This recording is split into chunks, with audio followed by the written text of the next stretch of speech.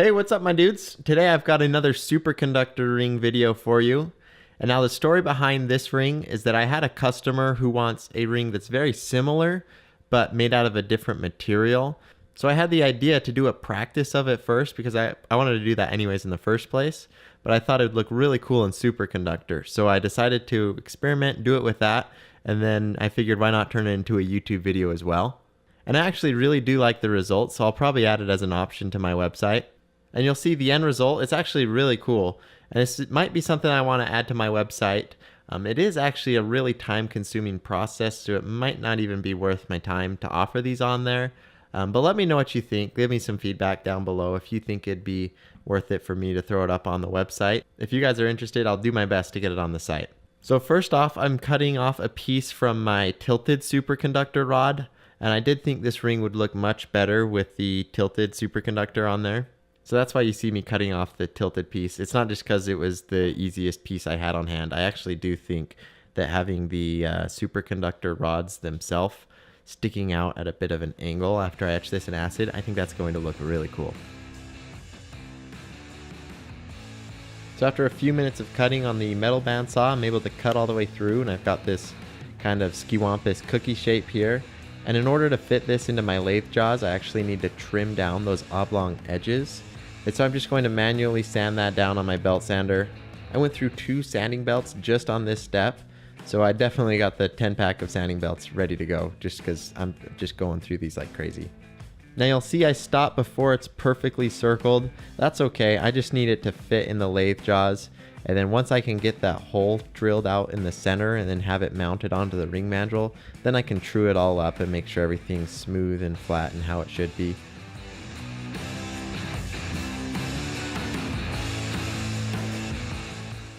So to bore it out, I'm just using this center drill.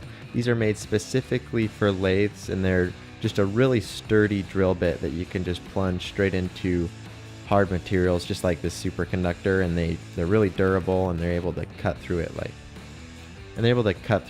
almost nothing else will.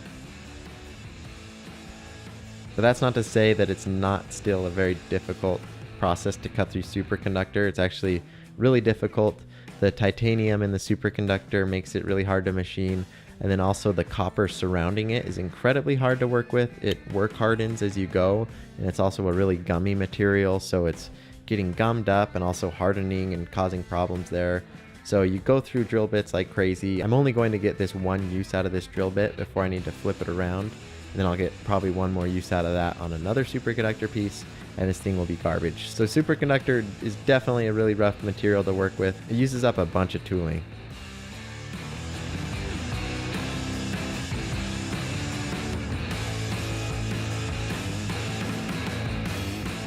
Now that I've got the live center all the way through, I'm going to switch to a boring bar, and then I'm using the tungsten carbide bit on that. And then I'm continuing the process I started, so I'm just hollowing it out more and more until I can get it to fit on the ring mandrel.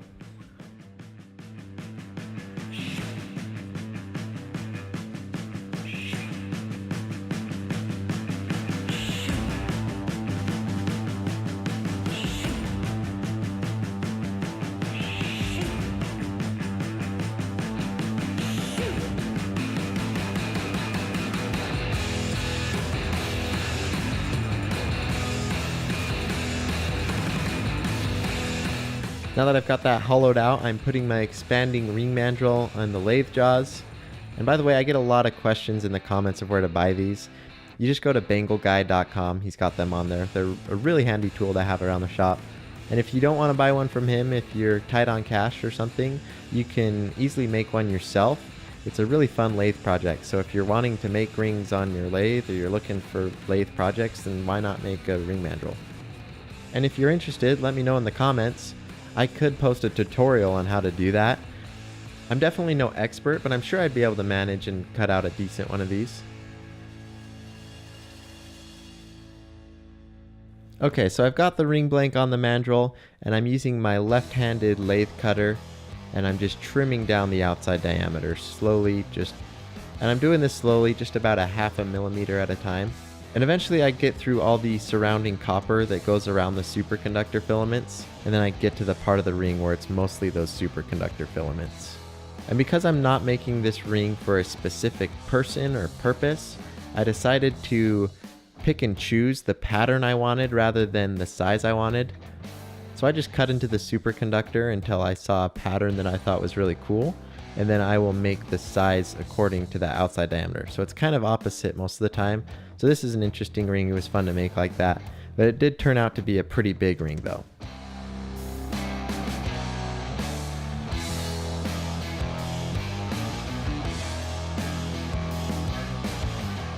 Alright, now I've got the ring blank back in the lathe jaws, and I need to widen the inner diameter of it so it's not such a fat ring.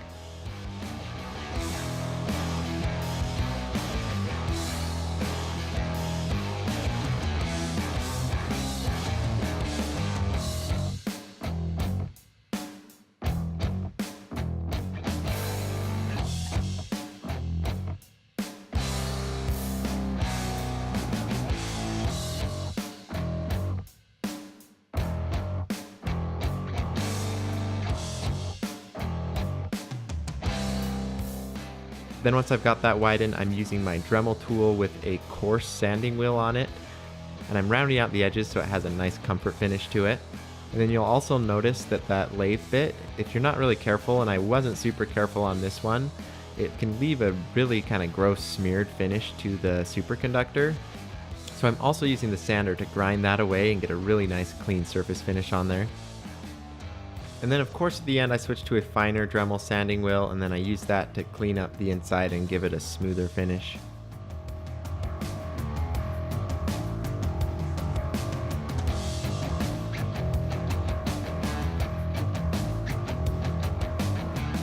But I'm going to take it a step further for this ring. I'm going to take it over to my sanding wheel and then put a whole bunch of bevels and angles all over this ring, and it'll give it what I call an obsidian finish to this.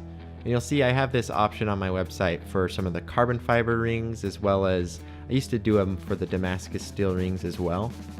But the process is a little bit different for this. You can't hand forge that finish on there. And then for the carbon fiber ones, I like to use a Dremel wheel to do that because it makes the shape a little bit more interesting. But obviously with this superconductor, I wouldn't be able to do that.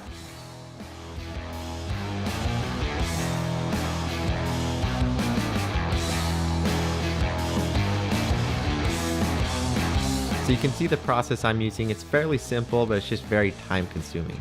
I've got the sanding table set up, and it lets me do a bunch of different angles on the ring. So all I do is I put about 3 to 4 bevels onto the ring. I just sand a flat surface onto it, and then I'll adjust that angle to be a bit more steep, and then repeat the process.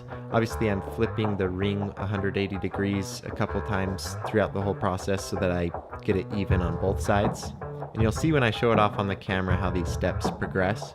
You can see it slowly transform from that normal ring look that we had to this really cool angular obsidian finish.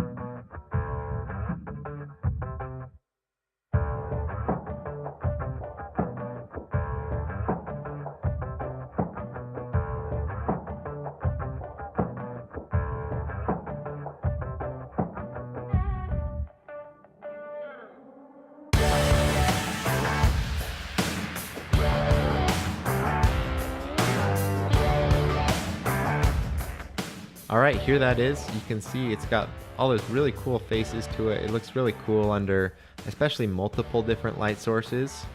It's got a bunch of different reflections that show off all those faceted edges, so I think it looks really cool. And this is a ring that I think will look really cool with a deep etch. So I'm etching it over the span of about 12 hours. So off camera, I just had it in here all day. I was just flipping it over every 30 minutes to an hour every time I'd think of it. And that was to make sure I got an even, consistent etch to it. And then once that was done, I pull it out and you'll see just how cool this thing turns out. We still have one more step to do, but this thing's looking great. So now I'm going to throw it into the rock tumbler. This will scrape away that reddish pinkish coating that the copper had over it. And then it'll also round away some of the sharper edges that this had. And I didn't have enough time to do this as long as I would have liked to for the video, just because I wanted to get this out sooner. So I only got it in there for a few hours, whereas after I post this video, I'm going to leave that in there for about 4 days, and that'll make it a lot better. And it'll also help to hide some of the scratching from the sander that was on there.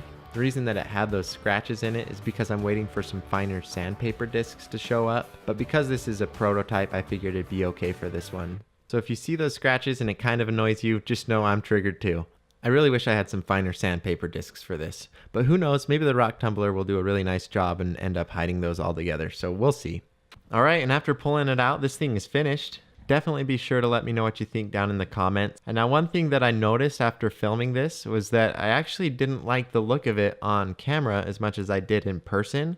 I was trying to figure that out, and I think the reason for that was because doing it with all the soft lighting and video equipment that I had, where I try to get really even, consistent lighting, and that's good for most rings and most things, but that's not really where this ring shines, and I mean that literally where it shines. And what makes it cool is all those different faceted edges that it has.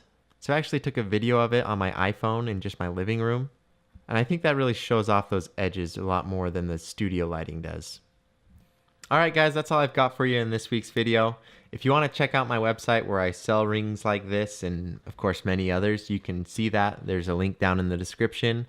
You can also go to my Instagram. That's a great place to see what's going on behind the scenes. And it's also a good place if you're looking for a deal on the website. That's where I'll post all the discount codes, anything like that. So be sure to follow me on there. Leave a like if you enjoyed the video, and I will see you in the next one. Thanks.